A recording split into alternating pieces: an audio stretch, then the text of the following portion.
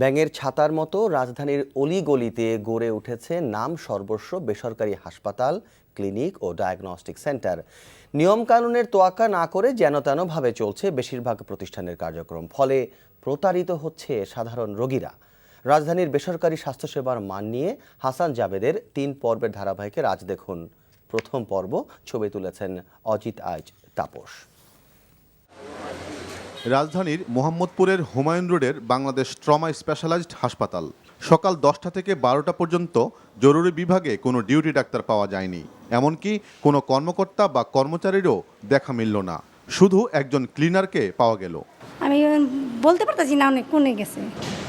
হাসপাতালটির দোতলায় operation theatre ও post operative বিভাগ, যার অবস্থা দেখে রীতিমতো হতভম্ব হওয়ার মতো। উপরের তলাগুলোতে ওয়ার্ড ও কেবিন, যার অবস্থা খুবই শোচনীয়।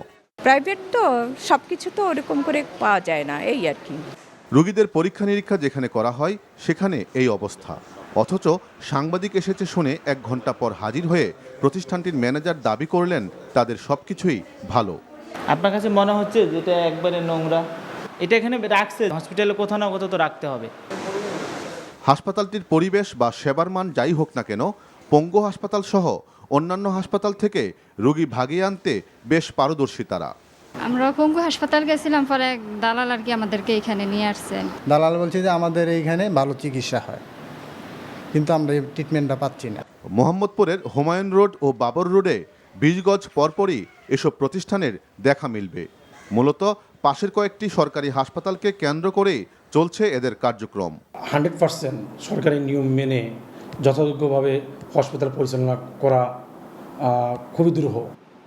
পাশের বাবর রোডেও একইভাবে চলছে স্বাস্থ্যসেবা। 20 শয্যা বিশিষ্ট নিউ ওয়েল কেয়ার হাসপাতাল, বাসাবাড়ির মতোই ভিতরে চলছে রান্নাবান্না। অপারেশন করে রোগীদের যেখানে রাখা হয়েছে তার পাশেই বাথরুমের এই বেহাল দশা। হাসপাতালে যে ন্যূনতম পরিবেশ থাকার কথা তা নেই বললেই চলে। ভাড়া বাড়ি তো, সেই জন্য ইচ্ছা করলে আমি অনেক কিছু করতে পারি না। মিরপুর 1 নম্বর রোডের নিও আল রশিদ জেনারেল হাসপাতাল লিমিটেড, প্রতিষ্ঠানটির মালিক অবসরপ্রাপ্ত মেজর ডাক্তার হারুন আল রশিদ। প্রতিষ্ঠানটিতে ছবি তুলতে গেলে প্রথমে তিনি বাধা দেন। আপনি একটু বাইরে থাকেন, আপনার ক্যামেরার কোনো দরকার নাই, এখন ক্যামেরার দরকার হলে আমরাই কথা বলবো। রোগী কম হওয়ার কারণে সব নিয়মকানুন মানা সম্ভব হচ্ছে না বলেও জানান তিনি। নজরদারির অভাবেই স্বাস্থ্যসেবার নামে সাধারণ রোগীদের সাথে প্রতারণা চলছে বলে মনে করেন বিশেষজ্ঞরা। অধিকাংশ ক্লিনিক, বেসরকারি ক্লিনিক এবং হাসপাতালের মালিক হচ্ছে অচিকিৎসক ব্যক্তি, এবং তারা কেবলমাত্র তারা ব্যবসার জন্য আসে। যারা কোয়ালিটি সার্ভিস দিতে পারবে না বা যাদের বৈধতা নাই, এদের কোনো এই ধরনের সার্ভিস দেওয়ার সুযোগ নাই। সেক্ষেত্রে আমি মনে করি এই বিষয়ে সরকারের কঠোর হওয়া উচিত।